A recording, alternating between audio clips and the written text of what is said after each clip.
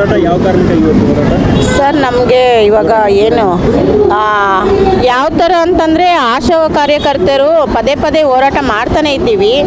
ಈ ಹೋರಾಟ ಯಾವತ್ತೂ ನಿಲ್ಲೋದಿಲ್ಲ. ಯಾಕೆಂದರೆ ನಮಗೆ ಕೊಡೋ ಅಂಥದ್ದು ರಾಜ್ಯ ಸರ್ಕಾರ 5,000 ಇದನ್ನು ಪೇಮೆಂಟ್ ಕೊಡ್ತಾ ಇದೆ. ಅದಕ್ಕೋಸ್ಕರ ಹೋದ 2 ವರ್ಷದಿಂದ 10,000 ಪೇಮೆಂಟ್ ಕೊಡ್ತೀನಿ ಅಂತ ಹೇಳಿದರು ಸಿದ್ದರಾಮಯ್ಯರು, ಮಾನ್ಯ ಮುಖ್ಯಮಂತ್ರಿ ಸರು. ಅವರು ಇವಾಗ ಅದನ್ನು ನಿಗದಿಪಡಿಸಿಲ್ಲ. ನಾವು ಎಲ್ಲ ಸರ್ವೆಗಳ್ನ ಒಂದೇ ಸಮ ಆಗ್ತಾನೆ ಇರ್ತಾರೆ. ಒಂದು ಲೆಪ್ರೆಸಿ ಸರ್ವೆ ಆಗಿರ್ಬೋದು, TB ಸರ್ವೆ ಆಗಿರ್ಬೋದು, ಮತ್ತು ಅವಕ್ಕೆಲ್ಲ ಗೌರವಧನ ಸರಿಯಾಗಿ ನಮಗೆ ಬರೋದಿಲ್ಲ. ಆಶಾ ಸಾಫ್ಟು ಅಂತ ಮಾಡ್ತಾರೆ, ಅದರೊಳಗೆ ಪೇಮೆಂಟ್ಗಳು ಯಾವ ಬರ್ತೈತೆ ಯಾವ ಬರೋದಿಲ್ಲ ಅಂತ ಗೊತ್ತಾಗೋದಿಲ್ಲ. ಈ ಥರ ಒಂದು ನಾನಾ ಕಾರಣಗಳು ಇದ್ದಾವೆ. ಆಶಾ ವರ್ಕರ್ಗೆ ಭಾರಿ ಹಿಂಸೆ. ಯಾಕೆಂದರೆ ಮನೆ ಮನೆ ಭೇಟಿ ಮಾಡಬೇಕಾಗುತ್ತೆ, ಯಾರ್ದು ಜನಗಳನ್ನ ಸ್ಪಂದಿಸಬೇಕಾಗುತ್ತೆ, ಯಾರಿಗೆ ಶುಗರ್ ಇರುತ್ತೆ, BP ಇರುತ್ತೆ, ಥೈರಾಯ್ಡ್ ಇರುತ್ತೆ, ಎಲ್ಲ ದಾಖಲಾತಿ ಮಾಡ್ಕೊಬೇಕಾಗುತ್ತೆ. ಮತ್ತು ಅವ್ರಿಗೆ ಏನು ಪೇಮೆಂಟ್ಗಳು ಕರೆಕ್ಟಾಗಿ ಗೌರವಧನ ಆಮೇಲೆ ತಿಂಗಳ ಬರೋದಿಲ್ಲ ಕರೆಕ್ಟಾಗಿ. 2 ತಿಂಗಳಿಗೆ 3 ತಿಂಗಳಿಗೆ ಇವಾಗ ಇನ್ಸೆಂಟಿವ್ ಹಾಕೋಂಥದ್ದು ಇರುತ್ತೆ. ನಮಗೆ ಕರೆಕ್ಟಾಗಿ ಪೇಮೆಂಟ್ ಬಂದರೆ ನಾವು ಇದು ಮಾಡ್ತೀವಿ. 10,000 ರೂಪಾಯಿ ನಿಗದಿಪಡಿಸ್ತೀನಿ ಅಂತ ಹೇಳ್ಬಿಟ್ಟು ಮಾನ್ಯ ಮುಖ್ಯಮಂತ್ರಿ ಸರ್ಗಳು ನಮಗೆ ಯಾವುದೇ ಕಾರಣಕ್ಕೂ ಇನ್ನೂ ಕೊಟ್ಟೇ ಇಲ್ಲ. ಎಷ್ಟು ಕೊಡ್ತಾ ಇದ್ದಾರೆ ಈಗ 5,000 ರೂಪಾಯಿ ರಾಜ್ಯ ಸರ್ಕಾರದಿಂದ ಬರ್ತಾ ಇದೆ. ಮತ್ತು ಇನ್ಸೆಂಟಿವ್ ಒಂದು 2,000 ರೂಪಾಯಿ ಬರ್ತಾ ಇದೆ. ಅಂದರೆ ಪ್ರೋತ್ಸಾಹಧನ ನಾವು ದಾಖಲಾತಿ ಮಾಡಿರೋಂಥ ಬುಕ್ಕುಗಳಿಗೆ ಕೊಡ್ತಿದ್ದಾರೆ. ಹಂಗಾಗಿ ಇವಾಗ ನಾವು ಏನು ANC ಭೇಟಿ ಮಾಡ್ತೀವಿ, PNC ಭೇಟಿ ಇರ್ತೀವಿ, ಅದ್ರ ಬಗ್ಗೆ ಅವರು ನಾವು 9 ತಿಂಗಳು ತನಕ ಒಂದು ಪ್ರೆಗ್ನೆಂಟು ಆಗಿ 9ನೇ ತಿಂಗಳು ಆಗಿ ಡೆಲಿವರಿ ಆದಮೇಲೆ ನಮಗೆ 250 ಇರುತ್ತೆ ಇನ್ಸೆಂಟಿವು. ನಾವು ಅದನ್ನು ANC 9 ತಿಂಗಳು ಮುಖ್ಯ ತನಕ ಕಾಪಾಡು ನೋಡ್ಕೊಂಡು ಅವ್ರನ್ನ ಏನು ಹೆಚ್ಚು ಕಮ್ಮಿ ಆದರೆ ಈಗ ಏನು ಪ್ರಾಬ್ಲಮ್ ಆದರೂ ಅವ್ರಿಗೆ BP ಇರುತ್ತಾ, ಏನಾದರೂ ಪ್ರಾಬ್ಲಮ್ ಇದ್ದು ಹೆಚ್ಚು ಕಮ್ಮಿ ಆದ್ರೂ ಎಲ್ಲ ಆಶಾ ಕಾರ್ಯಕರ್ತರ ಮೇಲೆ ಇದು ಮಾಡ್ತಾರೆ. ನೀವು ನೋಡಿಲ್ಲ, BP ಚೆಕ್ ಮಾಡಿಲ್ಲ, ಶುಗರ್ ಚೆಕ್ ಮಾಡಿಸಿಲ್ಲ, ಇವಾಗ ಏನು ಎಲ್ಲ ಟೆಸ್ಟ್ಗಳು ಪೂರ್ತಿ HB ಎಷ್ಟೈತೆ ಆ ಥರ ಎಲ್ಲ ಕೇಳ್ತಾ ಇರ್ತಾರೆ. ನಾವು ಮಾಡೋ ಅಂಥವೆಲ್ಲ ಮಾಡ್ತಾ ಇರ್ತೀವಿ. ಅವ್ರಿಗೇನು ಸೌಲಭ್ಯಗಳು ಕೊಡೋದಂಥದ್ದು ಇರುತ್ತೆ ಅವ್ರಿಗೆಲ್ಲ ನಿಗದಿ ಮಾಡ್ತಾ ಇರ್ತೀವಿ. ಮತ್ತು ಅವರು ಊರುಗಳಿಗೆ ಬೇರೆ ಊರುಗಳಿಗೆ ಹೋಗಿರೋ ಅಂಥದ್ದು ಅಲ್ಲೂ ಫಾಲೋಅಪ್ ಮಾಡ್ತಾ ಇರ್ತೀವಿ. ಮಗು ಆಗಿರ್ಬೋದು, ಡೆಲಿವರಿ ಆದಮೇಲೆ ಒಂದು ಶಿಶು ಏನು ಇಂಜೆಕ್ಷನ್ ಆಗಿರ್ಬೋದು, ಚುಚ್ಚುಮದ್ದುಗಳು ಯಾವ ಥರ ಹಾಕಿಸ್ತಾ ಇದ್ದೀರ ಅಂತ ಫಾಲೋಅಪ್ ಮಾಡ್ತಾ ಇರ್ತೀವಿ. ಇಂಥವೆಲ್ಲ ಇನ್ಸೆಂಟಿವ್ಗಳು ಮಸ್ತಾನಾಗಿರುತ್ತೆ. ಆದರೆ ನಾವು ಒಂದು ಭೇಟಿ ಮಾಡಿದ್ದು ಅದು ಎಲ್ಲ ನಮಗೆ 9 ತಿಂಗಳು ಮುಗಿದಾದ್ಮೇಲೆ ಒಂದು ANC ಚೆಕಪ್ ಅಂತ ಇರುತ್ತೆ. 4 ANC ಆಗತಕ್ಕ ನಮಗೆ ಬರೋಂಥ ಸ್ಯಾಲ್ರಿ ಬರೀ 250 ರೂಪಾಯಿ. ಇಷ್ಟು ಕಷ್ಟಪಟ್ಟು ಮಾಡ್ತಾಯಿದ್ದೀವಿ ಅಂದರೆ ಒಂದು ಸರ್ವೆ ಮುಗಿದ್ರೂ 2 ತಿಂಗಳು 3 ತಿಂಗಳು ಆದ್ರೂ ಪೇಮೆಂಟ್ಗಳು ಬರೋದಿಲ್ಲ. ಅಂದರೆ ಹಾಂ, ಜೀವನ ಅಂತಂದರೆ ಸರ್ ಇವಾಗ ನೋಡಿದ್ದೀರ, ಎಣ್ಣೆ ರೇಟು ಜಾಸ್ತಿ ಹೋಗುತ್ತೆ, ಬೇಳೆ ರೇಟು ಜಾಸ್ತಿ ಆಗುತ್ತೆ.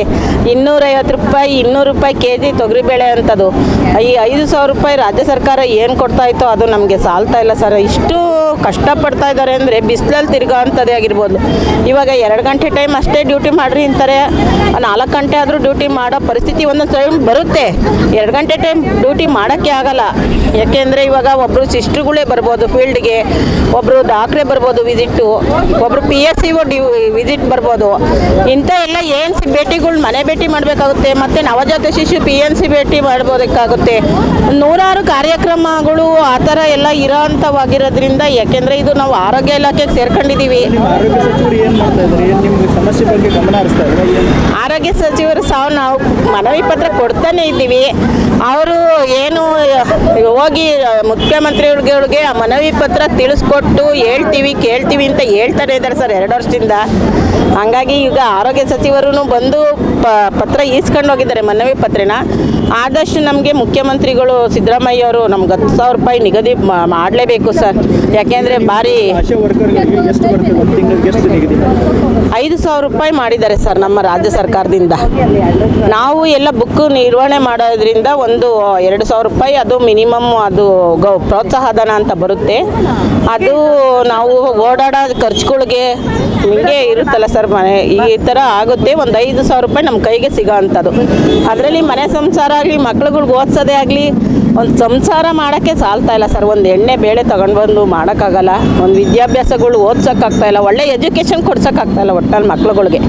ಯಾಕೆಂದರೆ ಗೌರ್ಮೆಂಟ್ ಶಾಲೆಗಳಿಗೆ ಸೇರಿಸ್ಬೇಕು, ಓದಿಸ್ಬೇಕು. ಒಂದು ಬುಕ್ ಆಗಲಿ ಎಕ್ಸಸೈಸ್ ಆಗಲಿ ತೊಗೊಳೋ ಅಂಥ ಪರಿಸ್ಥಿತಿ ಇಲ್ಲ. ನಿರ್ಲಕ್ಷ್ಯ ಅಂತಂದರೆ ಸರ್ ಇವಾಗ ಎಲ್ಲ ಬೇರೆ ಕಡೆ ಎಲ್ಲ ಕೊಟ್ಟು ಲಾಸ್ ಆಗಿಬಿಟ್ಟಿದ್ದೀವಿ ಅಂತ ಹೇಳ್ತಾರೆ. ನಮ್ಮಂಥ ಆಶಾ ಕಾರ್ಯಕರ್ತರಿಗೆ, ಅಂಗನವಾಡಿ ಕಾರ್ಯಕರ್ತರಿಗೆ ಆಗಲಿ ಇವಾಗ ಎಷ್ಟು ಕಷ್ಟಪಟ್ಟಿರುತ್ತೆ. ಮತ್ತು ಏನೇ ಒಂದು ದಾಖಲಾತಿ ನಿರ್ವಹಣೆ ಮಾಡಿರಿ, ಮತ್ತು ಏನಾದ್ರು ಪ್ರಾಬ್ಲಮ್ ಆದ್ರೂ ನಮ್ಮನ್ನೇ ಕೇಳ್ತಾರೆ ಸರ್. ಒಂದು ವಿಸಿಟ್ ANC ಏನಾದ್ರು BP ಹೆಚ್ಚಾದರೂ ನಾವೇ ಹೋಗಬೇಕು, ಏನಾದ್ರು ತೊಂದರೆ ಆದರೂ ನಾವೇ ಹೋಗಬೇಕು. ಹುಡುಗ್ರಮ್ಮ ಊರಲ್ಲಿದ್ದೀರಾ ಅಂತಾರೆ. ಈ ಥರ ಪರಿಸ್ಥಿತಿ ಇರ್ತದೆ. ಒಂದು ಎನಿ ಟೈಮು ಒಂದು ಹಾಸ್ಪಿಟ್ಲಿಗೆ ನೈಟೇ ಆಗಲಿ ರಾತ್ರಿನಾಗ ಯಾರು ಕರೆದ್ರು ಅಂದರೆ ನಾವು ಡೆಲಿವರಿ ಟೈಮ್ಗೆ ಹೋಗಲೇಬೇಕಾಗುತ್ತೆ ಸರ್. ಆವಾಗ ರಾತ್ರಿ ಅನ್ನಂಗಿಲ್ಲ, ಏನೋ ನಮ್ಮನೆ ಸಂಸಾರ, ನಮ್ಮನೆ ಮಕ್ಕಳು ಆ ಥರ ಇಲ್ಲ. ನಮಗೊಂದು ಆರೋಗ್ಯ ಭಾಗ್ಯ ಕೊಟ್ಟವ್ರೆ, ಕೆಲಸ ಮಾಡ್ತೀವಿ ಆದರೆ ಖುಷಿಯಿಂದ. ಅದಕ್ಕೆ ತಕ್ಕನಾಗಿ ಗೌರವಧನ ಅಂತ ಏನು 5,000 ರೂಪಾಯಿ ನಮಗೆ ಇದು ಇನ್ಸೆಂಟಿವ್ ಕೊಡ್ತಾ ಇರೋದು ಸಾಲಲ್ಲ ಸರ್. ಹಾಗಾಗಿ ಬೇಡಿಕೆ ಏನಿಗೆ ಜಾಸ್ತಿ ಏನಂತ ಹೇಳ್ತಾರೆ ಸರ್ಕಾರಕ್ಕೆ ಏನು ಬೇಡಿಕೆ? ಫೈನಲ್ ಬೇಡಿಕೆ ಅಂದರೆ ಸರ್ ನಮ್ಗೆ ಮಿನಿಮಮ್ 15,000 ರೂಪಾಯಿ ಕೇಳಿದ್ರು. ಅಂದರೆ ಇವಾಗ ಡೈಲಿ ಕೂಲಿ ಮಾಡೋ ಕಾರ್ಮಿಕರಿಗೆ ಡೈಲಿ 500 ರೂಪಾಯಿ ದುಡಿಮೆ ಮಾಡ್ತಾರೆ ಹಳ್ಳಿ ಕಡೆ. ಒಂದು ಹೂವು ಕುಯ್ಯೋದೇ ಆಗಲಿ, ಒಂದು ರಾಗಿ ಭತ್ತ ತೆನೆ ಕುಯ್ಯೋದೇ ಆಗಲಿ, 500 ರೂಪಾಯಿ ಇಲ್ದಲೇ ಯಾರೂ ಜೀವನ ಮಾಡೋಕ್ಕಾಗ್ತಾಯಿಲ್ಲ. ನಾವು ಇವಾಗ ಮಿನಿಮಮ್ ಅಂದರೂ 5,000 ರೂಪಾಯಿ ಅಂದರೆ ತಿಂಗ್ಳಿಗೆ 30 ದಿನಕ್ಕೆ ಒಂದು 150-175 ರೂಪಾಯಿ ಬೀಳುತ್ತೆ.